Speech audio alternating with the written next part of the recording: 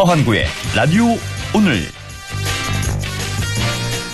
여러분 안녕하십니까, 허환구입니다. 22대 국회 개원 첫날인 어제 국민의힘은 의원 연찬회를 열고 만찬에서는 술잔을 기울였는데요. 이를 두고 많은 말이 쏟아졌습니다. 여소야대 정국에 결기를 보여야 할 소수 여당의 모습과는 거리가 멀었다.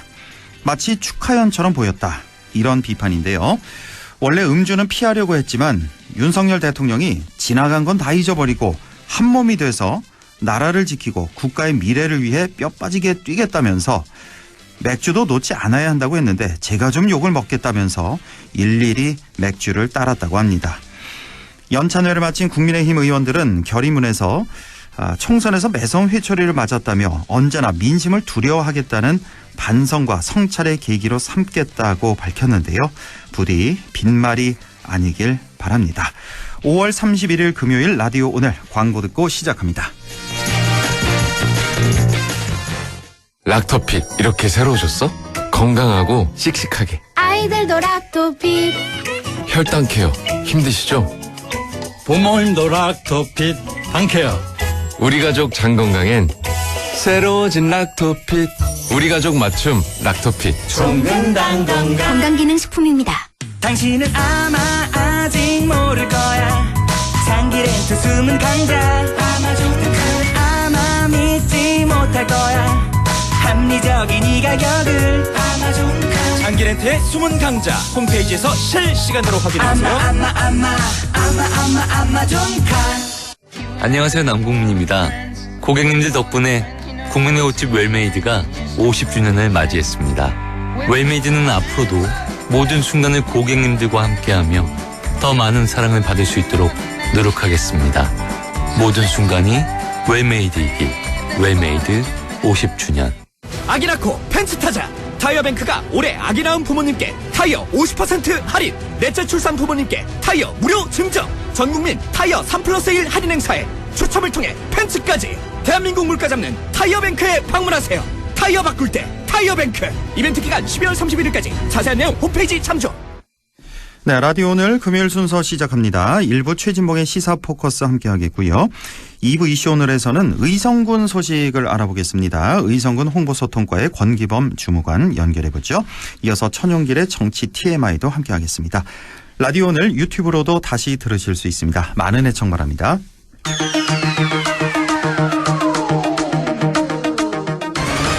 시사 포커스 성공회대 최진봉 교수와 함께합니다. 교수님 안녕하십니까? 네, 안녕하십니까? 예, 자, 드디어 어제 22대 국회가 문을 열었습니다. 자, 지난 21대 국회는 뭐 역대 최악의 국회였다, 뭐 불통의 국회였다, 이런 평가가 좀 많은 것 같은데. 네. 글쎄요, 22대 국회, 어떻게 전망하시는지. 예. 뭐, 22대 국회도 제가 볼 때 이제 뭐, 물론 기준은 지켜봐야 되겠는데요. 여당과 야당 간의 갈등이 최고조로 달할 것 같아요. 22대 국회는. 21대보다 더요? 그럼요. 왜냐면 제가 볼 때 21대보다 22대는 의석 구도가 조금 더 이제 야가 됐지 않습니까? 그렇습니다. 그리고 야당이 지금 윤석열 대통령의 어떤 일방적인 독주를 견제하기 위해서 다양한 이제 특검법이라든지 이런 법률안들을 제정하려고 시도를 하고 있기 때문에 더 부딪힐 것 같고요. 네. 또 하나는 이제 상임위 배정 단계에서부터 야당이 지금 원칙대로 또는 국회법대로 하겠다고 지금 주장을 하고 있지 않습니까? 네. 이런 과정에서 극렬한 충돌이 일어날 가능성이 있어서 전국이 상당히 좀 혼란하고 대결 구도로 가는 그런 모습이 되지 않을 그렇게 전망이 됩니다. 그러니까요. 아마 많은 국민들이 똑같은 생각 할 것 같습니다. 예, 어떤 뭐 희망찬 뭐 바람 뭐 이런 거보다는 굉장히 좀 걱정이 많이 되는, 당장 다음 주 금요일까지 원구성을 마쳐야 되는데 국회법상으로는 그렇습니다. 뭐 다음 주에 뭐 마칠 것 같지는 않고요. 거의 가능성이 없어 보이고 굉장한 갈등과 혼란이 예상이 됩니다. 자, 조국 혁신당에서는 이제 한동훈 특검을 이제 1호 법안 발의를 했고, 더불어민주당은 어제 최상병 특검법 또다시 발의를 했고요. 그리고 오늘은 또 김건희 여사 종합특검법을 재발의했죠. 예, 그렇습니다. 예. 김건희 여사 특검법 같은 경우는 예전에 있는 거에 조금 더 보강이 됐는데요. 예. 거부권 행사를 윤석열 대통령이 해서 그게 폐기가 됐는데 이번에는 이제 종합적으로 여러 가지 내용도 함께 집어넣었어요. 지난번에 이제 주가 조작이 주 내용이었다면 주가 조작 의혹뿐만 아니라 양평 고속도로, 서울 양평간 고속도로 문제, 그 다음에 명품백 수수 의혹까지 포함을 해서 그 부분까지 함께해서 종합특검법으로 지금 발의를 하겠다. 발의를 했죠, 참. 발의를 했고요. 그래서 이게 만약에 통과가 되면 이제 김건희 여사 관련된 여러 의혹들을 한꺼번에 한 특검에서 다 들여다보게 되는 그런 상황이 되는 거거든요. 그래서 예전에 그 폐기됐던 윤석열 대통령이 거부권으로 폐기됐던 김건희 여사 특검법보다 훨씬 내용이 많고 또 다양한 내용들 지금까지 나왔던 김건희 여사 관련된 여러 의혹들을 다 아우르는 그런 특검이 될 것 같아서 아마 또 뭐 거부권을 행사하지 않을까 거의 뭐 저는 99.9% 그렇게 확신이 되는데 더 충돌이 강하게 일어날 수 있는 요소가 포함되어 있다 이렇게 볼 수 있을 것 같습니다. 주가 조작에 양평고속도로 명품백에다가 혹시 그 왜 인사 개입설 이런 얘기도 많이 있었잖아요. 그랬었죠. 이것도 포함이 됐나 모르겠네요. 지금 그거는 아마 지금 이번엔 안 들어간 것 같아요. 왜냐면 이제 이거는 약간 그 다른 건들은 이미 이제 증거들이 많이 나오고 있고 또 재판이 이미 진행되고 있는 거 아니겠어요? 예를 들면 그 주가 조작 같은 경우는 관련된 다른 사람들은 다 처벌을 받았거든요. 근데 김건희 여사만 서면 조사 한 번 하고 조사가 안 됐고 명품백 수수 의혹은 영상이 있잖아요. 존재하고 있고 지금 최재형 목사 오늘 수사받고 있는데 조사받고 있는데 그 녹취록도 있다고 얘기하고 예를 들면 뭐 소위 그 어떤 청탁이 있었고 그 청탁이 이루어지는 정황이라고 볼 수 있는 그런 이제 녹취가 있다고 주장을 하고 있잖아요. 보통은 이제 청탁 목적이 아니었다고 이제 피의자 신문에서는 그렇게 주장을 하는데 좀 이례적입니다. 이 목사가 그렇죠. 최재형 목사가 청탁 의사가 있었다 분명히 이렇게 밝혔다. 왜냐하면 그 본인도 처벌받는 거거든요. 본인이 받죠. 네, 그래서 거짓일 가능성이 낮고 실제 녹취록과 통화 기록 이런 걸 내겠다고 그랬어요 오늘. 그게 뭐냐면 이제 김창준 전 미국 하원 의원 있지 않습니까? 이분을 이제 국립묘지에 안장을 좀 만약 사후에 그런 요청과 국정자문위원 위촉 요청이 했다라고 지금 최재형 목사는 주장하고 있고 그 요청이 있고 나서 그 보훈부인가요? 거기하고 대통령실 관계자가 전화를 했다. 그러니까 이게 이루어지진 않았지만 그러니까 청탁이 이루어지진 않았지만 그걸 알선수재한 그런 부분이 있다, 정황이 있다라고 지금 주장을 하고 있는 거죠. 그렇군요. 이런 상황이고 조국 혁신당의 그 한동훈 특검법 제1호 법안을 발의를 했는데 그렇죠. 여기에 대해서 글쎄요 뭐 어떤 찬반 의견이 좀 있는 것 같더라고요. 좀 어떻게 평가하십니까? 저는 그 조국 혁신당이 사실은 그 총선 과정에서부터 이런 얘기했었어요. 그랬죠. 쭉 얘기를 했습니다. 그런데도 12석을 얻었잖아요. 저는 그래서 이건 어느 정도 국민적 공감대가 있다고 보거든요. 그러니까 무슨 말이냐면 법무부 장관 인사청문회 과정에서 있었던 여러 의혹들이 있었습니다. 그런데 그 의혹들에 대해서 수사가 거의 안 이루어지고 물론 그 자녀 입시 비리 관련해서 그러니까 의혹이죠. 입시 비리 의혹 관련해서는 경찰에서 불송치 결정을 내렸습니다. 그렇습니다. 왜냐하면 외국에서 있었던 일이라 자료를 보내달라고 요청을 했는데 자료가 안 오고 그래서 더 이상 수사를 진행할 수 없는 상황이다. 그래서 이제 불송치 결정을 내렸거든요. 근데 이게 국민들이 볼 때는 이런 생각이 들 겁니다. 조국 전 장관도 거의 비슷한 상황 아니겠습니까? 이게 똑같은 자녀 문제였는데 여기서 핵심이 되는 게 봉사활동 2만 시간인가요? 그거였죠.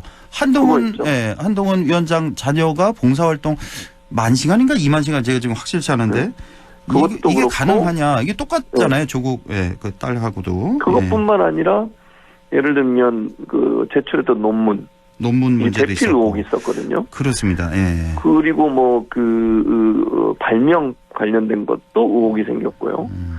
그 다음에 이제 이런 여러 가지 의혹들 그리고 그 엄마라고 그 한동훈 전 비대위원장이 부인 되시는 분이 그 기증하는 과정이 혹시 연결된 게 아닌가. 그 3M이라고 해서 이거 한국 3M에서 그 뭔가를 기증을 했는데 물품을 그때 이제 그 과정에서 엄마 찬스를 쓴 게 아니냐 이런 의혹도 있었고요. 기억납니다. 이제 이런 부분들이 사실은 수사가 제대로 이루어지지 않았다고 보고 있는 거죠. 근데 그때 조국 전 장관 사태 같은 경우에는 잘 아시는 것처럼 청문회 때 나온 내용이 다 수사가 진행이 됐거든요. 그렇죠. 그리고 이제 처벌도 받았고 재판도 받고 있고 너무 이게 불공정한 거 아니냐 이런 게 이제 조국혁신당의 주장이고요. 그런 쪽으로 본다고 하면 이 부분도 좀 수사가 미진한 게 아니냐 이런 의견들이 저는 있다고 보고 국민들이 그런 걸 공약으로 내걸고 총선에 나온 조국혁신당의 12석이라는 의석을 밀어줬다고 하면 저는 그건 충분히 조사할 필요가 있는 부분이 아니겠나 특검을 예. 그런 생각이 개인적으로 있고요. 그럼에도 불구하고 반면에 조금 좀 안 좋게 보는 시각이 이거 조국 대표가 이제 거기 조국 혁신당 대표로 있다 보니까 또 본인의 일과 또 관계가 있다 보니까 이거 개인적인 사감에서 나온 1호 법안 아니냐.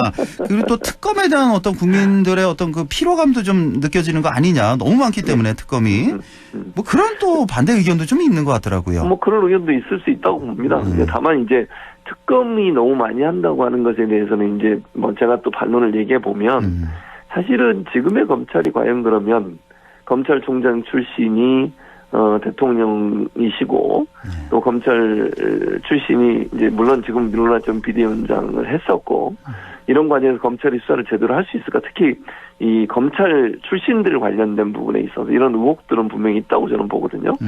그러니까 예전에 조국 전 장관 가족 관련된 여러 수사들은 검찰이 가장 앞장서서 거의 뭐 집안 전체에 대해서 수사를 했다고 해도 과언이 아닐 만큼 샅샅이 여러 수사를 했잖아요. 그렇습니다. 뭐 표창장 문제도 그렇고. 예. 그런 상황이기 때문에 그때 상황과 동일하게 보는 것이 과연 맞느냐 하는 부분에 대한 의문이 저는 있다고 생각하고요. 그러니까 특검이라고 하는 것이 검찰이 제대로 공정하게 수사할 수 없다고 판단되면 불가피하게 특검을 할 수밖에 없고 그것이 국회에 부여된 권한이기 때문에 많이 하는 게 문제다 이렇게 얘기하는 것은 저는 좀 동의하기 어렵고요. 왜냐하면 지금의 검찰이 과연 그러면 검찰 출신들이나 아니면 권력기관에 대한 제대로 된 수사를 하고 있는지 하는 부분에서 의문이 많아요. 왜냐하면 한동훈 전 비대위원장 아까도 말씀드린 것처럼 자녀 관련해서 입시 비리 의혹과 관련해서는 다 불송치 결정을 내려버렸거든요. 원래 사실 자료를 못 받거나 자료 구하기가 어려우면 일단 좀 정지를 해놓고 더 여러 가지 방법을 통해서 그런 자료들을 어떻게든지 받으려고 노력을 해야 되지 않겠습니까? 그런데 이메일 보냈는데 답변이 없다. 그렇기 때문에 불송치한다. 이렇게 나오는 거는 약간 좀 이해하기 어려운 이미 측면이 있기 때문에. 결론을 이미 지어버렸다. 불송치로. 네, 그렇게 보이지는 부분이 있다고 생각합니다. 어쨌든 이 검찰에 대한 이 불신, 특히 이 특수통, 검찰 조직의 일부입니다, 사실. 그렇죠, 맞습니다. 일부 그 특수통에 대한 그런 국민적인 불신, 여기서 기인한 거 아니냐 하는 말씀이시고, 자, 국민의힘이 이제 어제부터 1박 2일에 걸쳐서 이제 워크숍 연찬회를 가졌는데 여기에서 보면 뭐 결의문도 발표하고 뭐 법안도 여러 가지 발표를 했는데 여기에 관심이 안 가고 이 현장에 이제 윤석열 대통령과 대통령실 참모들이 대거 이제 참석을 했단 말이에요. 그렇죠. 여기에 대해서만 지금 아주 보도가 쏟아지고 있는 상황입니다. 어제 윤 대통령이 특유의 또 어퍼컷 세레머니 그 사진도 공개를 했고 역시 또 술이 빠지지 않고 한 명 한 명에게 다 뭐 맥주를 따라줬다는 그런 얘기가 나오는데 자 이걸 보고 글쎄요 여기 지금 이 방송 들으신 국민의힘 지지자들도 상당히 많으신데 지금 이럴 때냐 그러니까 지금 이 연찬회가 그 총선에서 참패를 겪은 그 직후고 게다가 어제 그 사망훈련병 또 영결식이 있는 날이었고 그렇죠. 이 특검 정국에 게다가 최근에 계속해서 하루가 멀다 하고 최상병 관련 뭐 의혹이 계속 쏟아져 나오고 있고 대통령의 직접 개입 어떤 정황 이런 것들도 나오고 있고 이런 상황에서 글쎄 이게 축제 분위기 같은 이런 그렇죠. 그래서 당 안팎에서 많은 비판이 있습니다. 뭐 유승민 또 개혁신당 허은하 대표 등등 비판했는데 이거 어떻게 보셨습니까 어제 이 연찬회? 저도 같은 맥락이에요. 그러니까 지금 이렇게 총선에 참패를 하고 그 총선의 참패의 원인이 뭐 의견이 분분하긴 합니다만 대통령의 지지율과 대통령 국정 운영에 실망한 국민들의 심판이라고 하는 부분을 저는 대체적으로 국민들이 동의할 거라고 생각해요. 국민의힘 지지자들 입장에서도. 그러면 반성을 하고 우리가 뭘 잘못했는지를 돌아보는 시간이 돼야 한다고 생각하거든요. 그런데 대통령이 뭐 똘똘 뭉치자, 뭐 운명 공동체 이런 얘기도 하신 걸로 알려지고 있는데 지난 일 다 잊자, 뭐 지난 일 잊자 이런 얘기를 하실 그런 분위기는 잘 모르겠어요. 그리고 뭐 언론의 보도에 따르면 맥주 드시고 또 이렇게 뭐 돌아다니시면서 테이블마다 가셔가지고 맥주 또 권하고 이렇게 했다고 그러더라고요. 예. 그리고 어퍼컷 세러머니 하는데 다 웃으시면서 사진 찍고 계시더라고요. 물론 뭐 웃는 게 잘못됐다고 제가 얘기하려는 게 아니고 그렇죠. 국민의힘이 지금 상황이 어떤지 국정 운영에 대한 국민적 심판이 어떤지 하는 부분들을 정말 인지하고 있다면 좀 더 진지하게 뭐가 문제인지 어떻게 하면 국민의 마음을 얻을 수 있을지 어떻게 하면 지지를 끌어낼 수 있을지 이런 부분에 대한 고민을 좀 해야 되지 않을까요?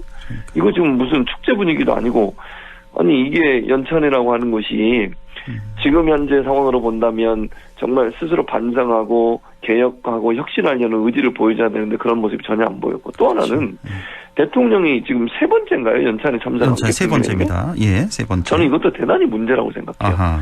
대통령은 물론 국민의힘 소속이긴 하지만 전 국민의 대통령입니다. 예. 그럼 민주당 연찬회는 가시나요? 안 가시잖아요. 예. 아니 특정 정당에 가서 아니 물론 본인이 대선 후보 때는 국민의힘 후보고 국민의힘이 지지를 해서 그렇게 돼야 되니까 국민의힘을 찾아가서 하는 거 충분히 이해하겠습니다. 예. 최소한 대통령이 되셨으면 이제는 전 국민의 대표가 되셔야 되는 거예요. 특정 정당에 가서 한 몸이다, 뭐 우리가 하나로 뭉쳐야 되는 똘똘 뭉쳐서 뭐 열심히 해보자 이런 말씀을 하시긴 그럼 민주당은 배제하고 가겠다는 겁니까? 야당은 그러면 완전히 뭐 배제하고 가시겠다는 말씀입니까? 본인을 반대하는 국민들에 대해서는 안중이 없으신 겁니까? 저는 이게 잘못됐다고 생각해요. 일부러라도 피해야 돼요. 그리고 대통령이요 취임하고 나서 특정 정당에 연찬회에 참석하는 건 대단히 이례적이에요. 네. 전직 대통령도 그런 경우들이 거의 없었어요. 아, 그렇습니까? 네. 그러니까 저는 이런 식으로 뭐 가더라도 한두 번 가고 뭐 이러지 연속해서 3번을 참석하면서 그것도 한 몸이다 하나다 이런 걸 계속 강조하시잖아요. 네. 그럼 국민의힘은 대통령실에 여의도 출장소가 되라는 겁니까 뭡니까? 이거 이렇게 되면 의원들이 어떤 생각이 들겠어요? 아니 국민의힘도 견제하고 대통령실이 잘못하면 이렇게 건전한 비판도 하고 이래야 되는 곳이잖아요. 네. 근데 그런 역할을 못하게 만드는 거예요, 이런 행동이. 아하, 그러니까 그리고 그동안, 저는 특정 정당과의 거리두기 반드시 해야 되는데 너무 국민의힘에 대해서 마치 일체감을 가지려는 시도를 하는 것 자체가 국민들이 볼 때는 별로 좋지 않을 거라고 생각합니다. 계속해서 이제 대통령 취임 후에 너무 수직적인 당정관계 이 비판이 계속 쏟아지고 그렇죠. 있는데도 불구하고 한 몸으로 또 똘똘 뭉치자 이 얘기가 조금 걸렸고 또 하나 저는 조금 또 걸렸던 발언이 현장에서 이제 주위의 뭐 참모들이나 당 관계자들이 이거 맥주 이제 술을 좀 빼자고 좀 많이 건의를 좀 했나 보네요. 그래서 이거 맞아요. 맥주도 놓지 않아야 한다고 주위에서 그랬는데 제가 좀 욕을 먹겠습니다 하면서 일일이 맥주를 따라줬다고 하는데 맞아요. 여기 이 발언 자체가 이게 굉장히 이게 소통 문제도 있고 이 민심 이거 눈치를 안 보는구나 라는 그런 생각이 이 발언에서 좀 느껴졌다는 말씀도 좀 드리고요. 예. 게다가 또 이 숨지 훈련병의 연결식이 있었던 날 허은하 대표가 또 상당히 또 많이 비판했다는 거.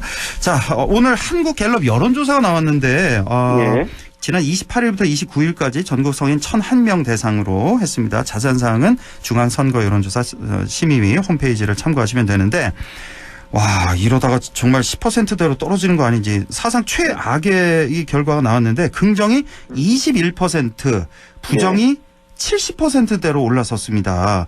그렇습니다. 와, 이거 뭐 그동안에 뭐 최상병 특검 문제, 김건희 여사 뭐 방탄, 민생 파탄 등등 이 모든 문제가 지금 다 반영된 거라고 봐야 되겠네요. 그럼요. 예. 특히 저는 이 최상병 특검 거부권 행사, 그다음에 부결 이 부분이 결정적으로 영향을 미쳤을 거라고 생각해요. 예. 이 부분은요.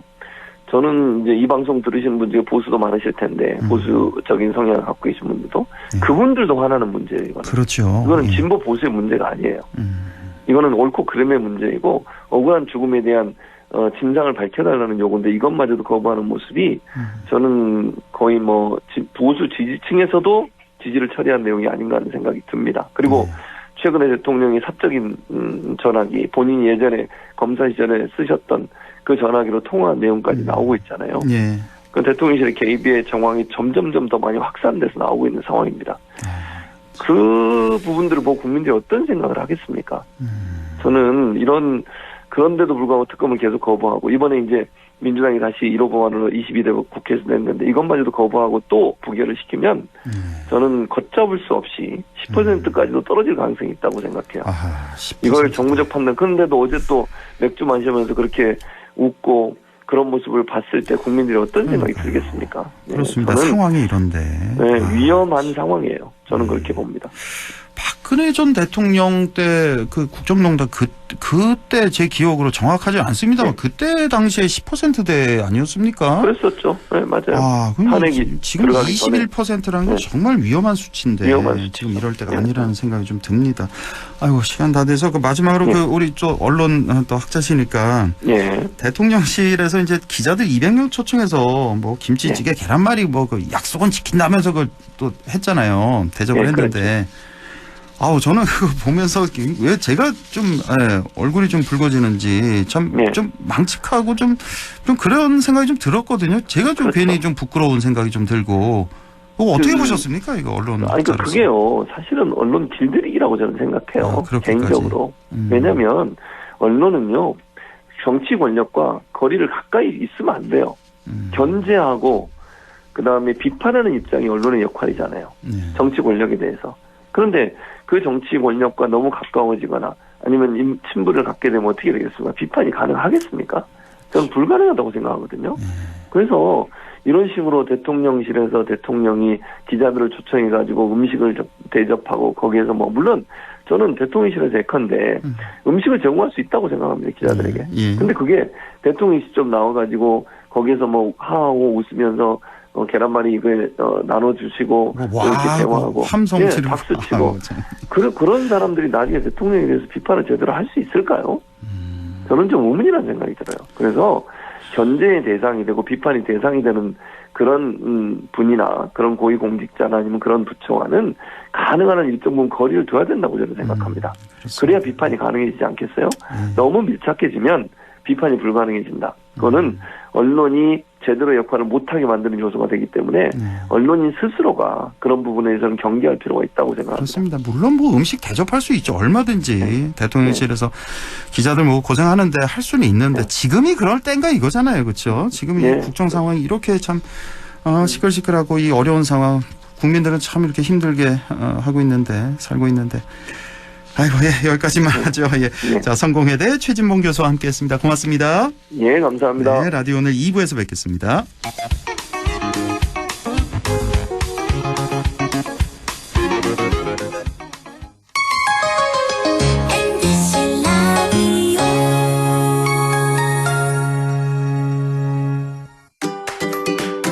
안동과학대학교에서 오는 6월 14일까지 지역산업연계 바이오 생명 분야 인력 양성 과정 교육생을 모집합니다. 신청 자격은 만 18세 이상, 만 39세 이하의 경력 단절 또는 미취업자로 안동시에 거주 중이거나 안동시 교육기관 졸업생 혹은 졸업 예정자라면 누구나 지원 가능합니다. 교육비는 전액 무료이며 교육생에게는 월 100만 원의 교육지원금을 지원합니다. 자세한 사항은 안동과학대학교 홈페이지 또는 전화번호 054-851-3691, 054-851-3691번으로 부탁드리며 여러분의 많은 지원 바랍니다. 오늘도 안전하게 음주운전 예방수칙 알려드립니다. 첫 번째, 술자리가 예정된 경우 미리 귀가 방법을 정하고 차는 가져가지 않는 것이 안전합니다. 두 번째, 음주 후 자전거나 전동 킥보드를 이용하는 것도 음주운전 처벌 대상에 포함됩니다. 세 번째, 과음을 한 다음 날에는 대중교통을 이용해주세요. 숙취 음주운전 역시 처벌 대상입니다. 네 번째, 음주운전을 방조하는 경우에도 3년 이하의 징역형 또는 1,000만 원 이하의 벌금형에 처해질 수 있습니다. 적극적으로 말려주세요. 위험한 음주운전 미리 예방하여 소중한 생명을 지켜주세요.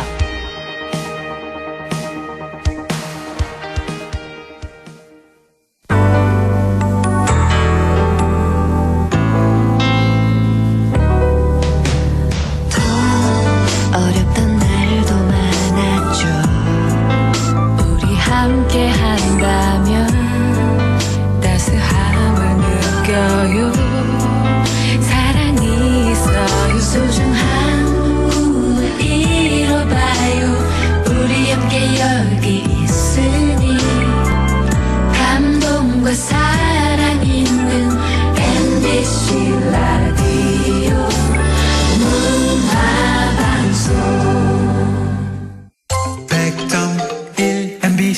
라디오.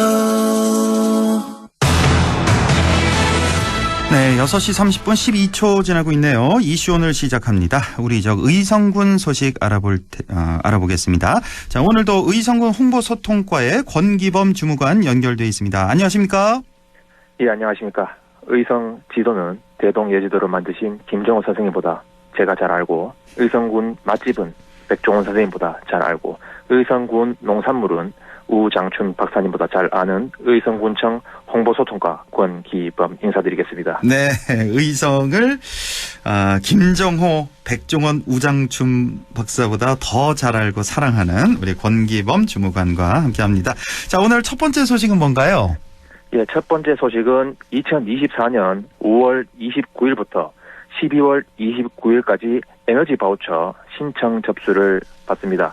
신청 대상은 기초 생계, 의료, 주거, 교육, 급여 수급자 중에 노인, 영유아, 장애인, 임산부 등이 세대원으로 있는 가구입니다. 네. 지원금은 15만 원부터 36만 원까지 세대원 수에 따라서 차등 부여됩니다.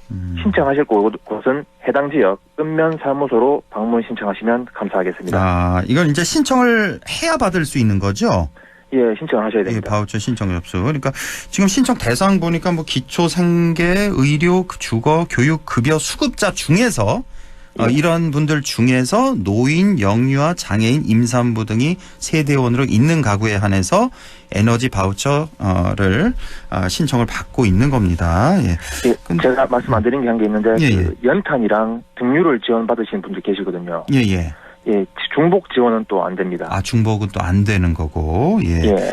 자, 대부분 이제 이 대상들이 이제 취약계층, 이런 분들이어서 이런 분들이 이 내용을 좀 몰라서 신청을 못 하는 경우도 좀 많을 것 같고, 혹시나 또 뭐 이동이 좀 불편한 분들도 좀 계실 것도 같고, 그래서 좀 이 읍면 사무소에서 좀 알아서 선제적으로 좀 이렇게 지원할 수는 없는지 저는 항상 그런 생각이 좀 들더라고요.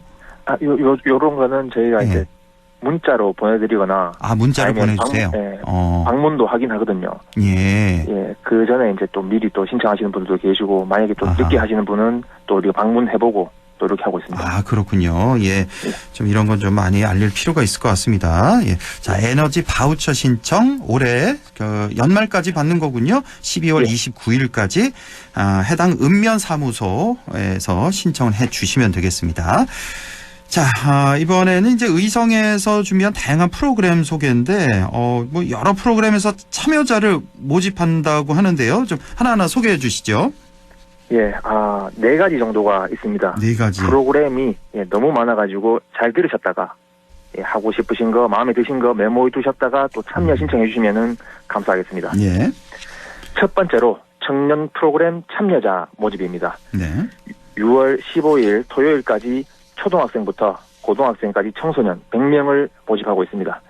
내용은 다양한 문화 강좌 및 음악 예술 프로그램이고, 신청 방법은 의성군청 홈페이지 통합 예약 시스템에서 온라인 접수해 주시면 감사하겠습니다. 예. 자, 두 번째는 학부모 동아리 모집입니다. 6월 13일 목요일까지 신청을 받고 있습니다. 의성 관내에 계시는 그 유치원부터 고등학교까지 자녀를 둔 학부모 5명 이상 모임이면 신청 가능합니다. 동아리별로 100만 원에서 150만 원까지 지원을 해드리고 있습니다. 신청은 의성군청 새마을교육과에 방문해 주시면 됩니다. 네, 지금 뭐 4가지 프로그램 소개를 해주시는데 2개 소개해 주셔서 이거 하나하나 좀 다시 한번 확인해야겠네요. 이게 많아서. 첫 번째가 이제 청소년 프로그램 참여자 모집인데 문화 강좌, 음악 예술 프로그램이 준비되어 있습니다. 청소년 100명. 6월 15일 토요일까지 신청하시면 되겠습니다. 의성군청 홈페이지 들어가시면 되고, 두 번째가 이제 학부모 동아리 모집이군요. 6월 13일 목요일까지 신청을 받는데, 의성 관내 유치원부터 고등학교까지 자녀를 둔 학부모 5명 이상 모임이면 이 동아리 신청이 가능합니다. 이제 동아리별로 100만 원에서 150만 원까지 지원한다는 그런 내용입니다. 자, 그리고 세 번째는 뭡니까? 자, 세 번째는 도서관 지혜학교 참가자 모집입니다. 도서관 지혜학교 참가자. 6월 1일 토요일부터 6월 13일 목요일까지 참가자를 모집하고 있고요. 장소는 봉양 온누리터 도서관에서 진행합니다. 네. 예, 의성군 통합 예약 시스템 홈페이지에서 접수 가능합니다. 네, 도서관 지혜학교 참가자. 그러니까 좀 책 좋아하시는 분들 참여하시면 되겠네요. 예, 봉양 온누리터 도서관에서 진행을 한다는 거. 자, 마지막 네 번째는요. 자, 네 번째는 2024 인문 독서 아카데미 참여자 모집입니다. 주제는 여행 인문학을 통한 삶의 지혜 얻기며 6월 13일부터 8월 29일까지 매주 목요일 2시 의성 군립도서관 1층 강당에서 진행을 하고 있습니다. 네. 신청은 군립도서관에 직접 방문하시거나 054-830-6959번으로 전화 주시면 감사하겠습니다. 예, 인문 독서 아카데미 참여자 모집도 한다는 거 의성 군립도서관 신청하시면 되겠습니다. 자, 그러면 이제 마지막 소식으로 이제 매주 찾아오는 의성 조문국 박물관 체험 활동. 자, 이번 주에는 어떤 프로그램이 있습니까? 예, 6월 2일 일요일 2시 조문국 민속유물 전시관에서 6세부터 13세까지 스트링 아트 체험을 진행합니다. 별, 달, 나비 등 여러 가지 모양이 준비되어 있습니다. 네. 이상입니다. 알겠습니다. 예. 그리고 한 가지 더 있습니다. 예. 제가 오늘 출장을 나갔다 왔는데 예. 의성 조문국 사적지를 갔다 왔거든요. 그래요. 예. 예, 근데 그 사적지에 산책로가 아주 잘 돼 있는데 유채꽃이 지금 만개에 있습니다. 그래요. 예. 엄청 많이 피어 있습니다. 유채꽃도 보러 가셔야 되겠군요. 조문국 박물관에. 나비가 한 진짜 수백 마리 정도 만화에 보는 것처럼 유채꽃밭을 날아다니더라고요. 예. 무슨 사진도 많이 찍어 오셨어요? 네, 사진이랑 그거는 이제 별스타그램에 제가 의성군 올리려고 하고 있습니다. 그렇군요. 예. 네. 알겠습니다. 이렇게 의성 조문국 박물관 소식까지 잘 들었습니다. 의성군 홍보소통과 권기범 주무관이었습니다. 고맙습니다. 예, 감사합니다. 라디오 오늘에서는 청취자 여러분의 참여를 기다리고 있습니다. 우리 지역에서 발생한 사건 사고 소식이나 함께 토론하고 싶은 내용을 안동 MBC 홈페이지 라디오 오늘 게시판에 올려주시기 바랍니다. 전화와 문자 참여도 하실 수 있습니다. 전화는 851국에 7191번, 문자는 샵 0913번으로 보내주시면 됩니다. 문자는 단문 50원, 장문 100원의 정보 이용료가 있습니다. 여러분의 많은 참여 바랍니다.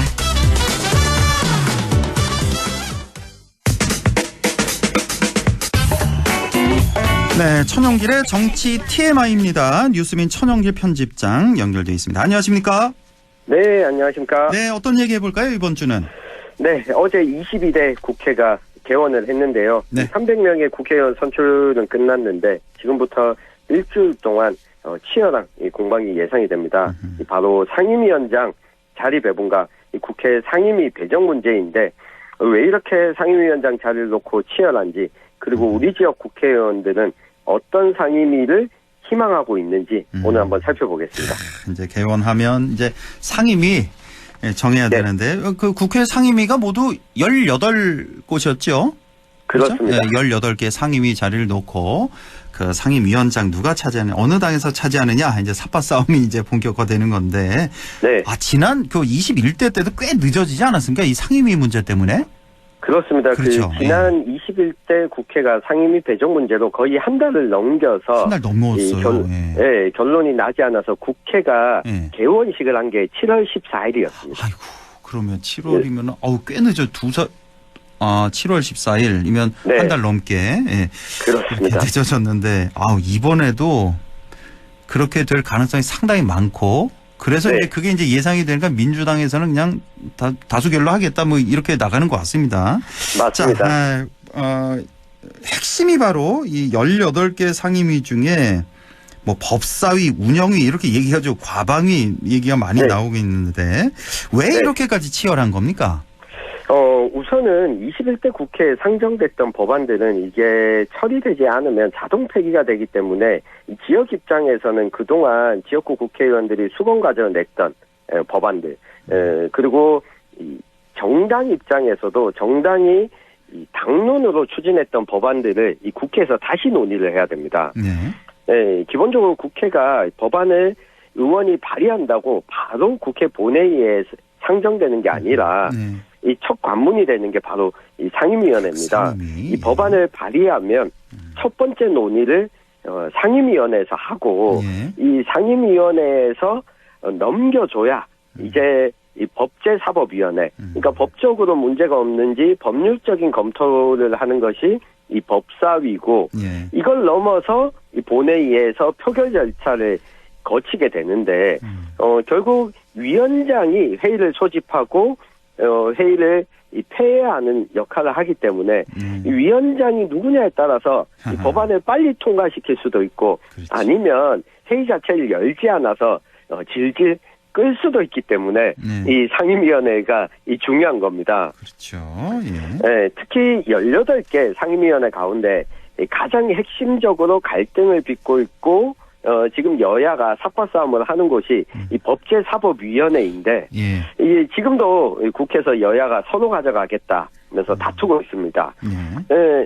모든 상임위원회에서 법안들이 올릴 수 있지만 모든 법안들은 이 법사위원회를 또 거쳐가게 됩니다. 그렇죠. 그러니까 실질적으로는 법사위원회는 다른 법과 충돌되는지 여부를 검토하고 이 자구나 법률 문구 사용이 적절했는지만 검토하는 역할인데 원래는 그런데 네, 원래는 그런데 이 법사위가 마치 2차 관문처럼 그동안 활용이 되었기 때문에 이 법사위원장을 누가 하느냐에 따라서 이 법안 처리 속도에 있어서도 이 차이가 나게 되고 법사위 자체적으로 올라오는 법안들도 있습니다. 이게 바로 우리 특검법이라고 이야기하는 이 특검법들이 다 법사위에 올라오다 보니까 21대 국회에서 이 대통령이 거부권을 행사하면서 통과되지 않았던 이 여러 특검법들 이 관문이 법사위다 보니까 여야가 다투고 있습니다. 지난 21대에서 이제 법사위 후반기 법사위는 이제 국민의힘이 차지하고 있었으니까 여기서 이제 통과를 시켜주지 않았기 때문에 이제 패스트 트랙까지 올라가고 그래서 뭐 몇 개월, 6개월 이상, 뭐 9개월까지 이렇게 질질 늘어지는 거잖아요. 이게 패스트 트랙이 단어만 들어보면 굉장히 빨리 법안이 상정되는 것처럼 생각할 수 있는데요. 실질적으로는 패스트트랙이 아무리 빨라도 9개월 정도 걸리게 됩니다. 그러니까 여야 합의 없이 상임위 절차를 거치지 않고 이 통과될 수 있다. 본회의에 상정된다라고 해서 이 패스트트랙이라고 붙이는데 이 180명의 국회의원들이 동의를 하면 이 패스트트랙에 올릴 수가 있습니다. 그런데 특검법 지금 최상병 특검법이나 이 김건희 특검법 같은 경우에는 이 180일, 이 9개월, 6개월, 9개월을 가게 되면 아무래도 이 김이 새는 모양새가 있지 않습니까? 때문에 이 법사위 위원장 자리를 차지해서 패스트 트랙보다는 이 법사위에서 심사 기간을 단축하다가 훨씬 더 빠를 수밖에 없어서 지금 범야권, 더불어민주당과 조국혁신당 그리고 개혁신당과 진보당까지도 모두 이 최상병 특검법에서 대해서는 찬성하고 있는 입장이라서 이 법사위원장 자리가 더 치열해지고 있습니다. 뭐 무엇보다 각종 뭐 특검 법안이 벌써 이미 뭐 발의가 몇 건 됐고 또 앞으로도 많이 예정이 돼 있기 때문에 양당으로서는 서로 놓칠 수 없는 그런 자리. 하지만 뭐 결국은 이제 뭐 민주당이 차지하겠죠. 결국은 그렇게 될 텐데. 그럴 가능성이 현재로서는 매우 높습니다. 자, 그리고 법사위 말고도 여야가 치열하게 다투는 상임위 뭐 운영위 얘기도 많이 나오고 있고 또 어디가 있습니까? 국토교통위원회와 행정안전위원회가 있습니다. 아, 그래요? 뭐 운영위 이야기가 나오는 이유는 운영위가 다루는 안건, 우리가 법안 발의도 하지만 이 하반기가 되면 행정감사를 하지 않습니까? 국회 감사기간에 자료 제출 요구를 상임위별로 하게 되어 있습니다. 그런데 운영위가 담당하고 있는 곳이 대통령 비서실, 국가안보실, 대통령 경호처 등을 맡고 있는데 지금 현재 보면 최상병 특검법과 관련해서도 이 대통령실과 그리고 국가안보실, 이 경호처 간에 이 통화가 있었고 의견을 주고받았다라는 논란이 있다 보니 특히 이 국회 운영위 자리가 이 대통령실을 둘러싼 의혹 제기와 질의를 하기 위해서 운영위원장 확보가 야당 입장에서는 필수고 이 국민의힘 여당 입장에서는 운영위를 내주게 되면 이 대통령실이 위험하다라고 해서 또 갈등을 하고 있고요. 예. 이 국토교통위원장 자리가 또 중요한 이유가 이 지역 입장에서도 지하철이나 뭐 교통, 부동산, 이 지역구 수건 사업, 대규모 개발 사업이 들어가는 곳이다 보니 이 300명의 국회의원들이 희망하는 상임위를 적어내라고 하면 국토교통위원회가 몰리는 경향이 있어서 이 정당 내에서도 이걸 배분하는데 시간이 좀 걸립니다. 그렇죠. 네. 그리고 행정안전위원회가 있는데 이 부분은 지금 또 여야가 대치 국면에 있는 영향이 큽니다. 그러니까 지난 2년 전 지방선거 결과 여당이 각 지방자치단체에 대해서는 훨씬 더 이 단체장 자리를 더 많이 차지했는데 행정안전위원회가 뭐 경상북도에 대한 이 감사에 대한 권한도 가지고 있고 자료 제출 요구 권한도 가지고 있고 게다가 행정안전위원회가 이 다루는 분야가 또 21대 국회에서 논란이 됐었던 이태원 참사라든가 이런 부분들에 대해서도 담당하는 상임이다 보니 이 여당은 이 야당, 이 더불어민주당은 필수적으로 좀 확보해야 되는 상임위로 판단하고 있고 여당은 오히려 방어해야 되는 입장에 있다 보니 치열한 경쟁을 하고 있습니다. 그렇군요. 운영위, 국토위, 또 행안위 이렇게. 네. 자, 상임위 구성 마무리가 이제 다음 주 금요일까지죠? 그렇습니다. 이 국회법상으로는 6월 7일까지 마무리를 짓고 원구성을 끝내야 하는데요. 그런데 앞서 이야기해 주신 것처럼 18개 중에 더불어민주당이 제1당이라서 11개를 요구하고 있고 7개를 나머지 국민의힘에 가져가는 방안을 민주당이 제안했는데 이게 의석수 비율로 이렇게 제안을 한 거죠? 그렇습니다. 국회에서 교섭단체 이상, 20석 이상의 정당에게 상임위원장을 배분하는 게 관례였기 때문에 이렇게 나눴는데 더불어민주당이 이 11개 요구하고 있는 상임위 가운데 법사위 그리고 운영위, 이 행안위 그리고 이 국토위는 민주당이 우선적으로 가져가야 된다. 그 11개 중에 이 4개가 들어가 있군요. 우선순위로. 그렇습니다. 그러고 나서 나머지 상임위는 조율이 가능하다라고 하는 입장이라서 지금 국민의힘에서는 구체적인 안 자체를 내놓고 있지 않고요. 국민의힘 입장에서 이거 절대 받아들이지 못할 것 같은데요. 민주당이. 그렇습니다. 민주당이 때문에 6월 7일까지 국민의힘이 입장을 내놓지 않으면 그냥 이 표결로 더불어민주당이 18개 상임위를 모두 가져갈 수도 있다라고 지금 압박하고 있는 상황인데 역대 모든 국회를 거쳐봐도 이런 식으로 끝난 적은 거의 없었습니다. 그렇죠. 네. 때문에 원구성이 좀 늦어지더라도 이 협의 끝에 마무리가 되는데 앞서 우리가 살펴봤던 것처럼 21대 전반기 국회가 임기 시작하고 이 46일 후에 원구성이 마무리가 됐고 개원식을 7월 16일 날 하는 바람에 상당히 늦어졌습니다. 근데 문제가 이렇게 국회 원구성 개원식이 늦어지게 되면 모든 법안 논의 자체가 발의는 하지만 절차 진행 자체가 아무것도 되지 않습니다. 그렇죠. 그래서 지금 뭐 법과 규칙을 국회가 지키지 않아도 국회의원들은 처벌받는 조항이 없기 때문에 시간이 끌더라도 여야가 합의할 때까지 가는 경향이 있고요. 어제 국회 개원과 함께 모두 48건의 법안이 벌써 발의가 됐고 오늘 오전에도 이 김건희 특검법을 포함한 이 2건이 발의가 됐는데 이게 개원이 늦어지면 이 특검법 처리 역시 늦어질 수밖에 없다 보니까 야당, 제1당인 더불어민주당 입장에서도 야당에 어느 정도 양보하고 가져올 것들을 실속을 좀 챙기는 방안으로 결론이 날 가능성이 큽니다. 네. 자, 우리 지역 국회의원들, 자, 일단 국민의힘 소속 4명이 있잖아요. 네. 어느 상임위 희망하는지 그 이름하고 그 상임위만 좀 짚어주시죠. 네, 시간이 일단 없어서.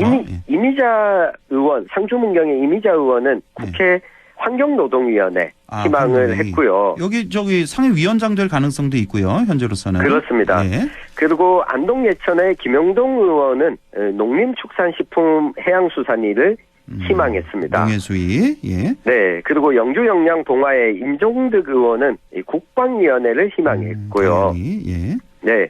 의성 총성 영덕 울진의 박형수 의원은 국토교통위원회를 1순위, 2순위에 농림축산식품해양수산위 희망을 적어서 냈습니다. 그리고 이제 민주당의 임미애 의원 어제 뭐 저희와 또 인터뷰를 했는데 행안위를 신청한다 그랬는데 행안위 확정이 됐다네요. 어제 얘기를 네, 했는데. 확정이 됐습니다. 예. 이렇게 자 상임위가 다 이제 말씀드렸고 자 이제 마지막으로 우리 지역 의원들 상임위 이제 어느 정도 이제 밑그림이 다 나온 것 같은데 자 22대 국회에서 어떤 역할을 해야 할지 좀 정리를 해주신다면요. 네, 이미자 의원 같은 경우에는 환경노동위원장을 맡게 된다면 지역의 환경 문제들 북부 지역에 특히 많지 않습니까? 네. 이 부분에 대해서 여야 협의를 통해서 좀 주도적인 역할이 필요하고요. 김영동 의원은 농해수위를 희망하고 있는데 인기 상임위가 아니다 보니까 배정 가능성은 매우 높습니다.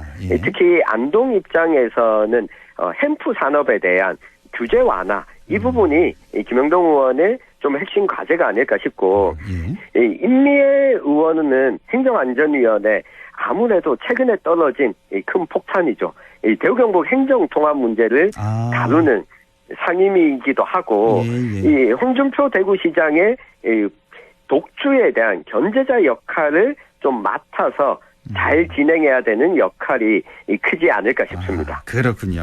예, 지금까지 뉴스민 천용길 편집장과 함께했습니다. 고맙습니다. 감사합니다.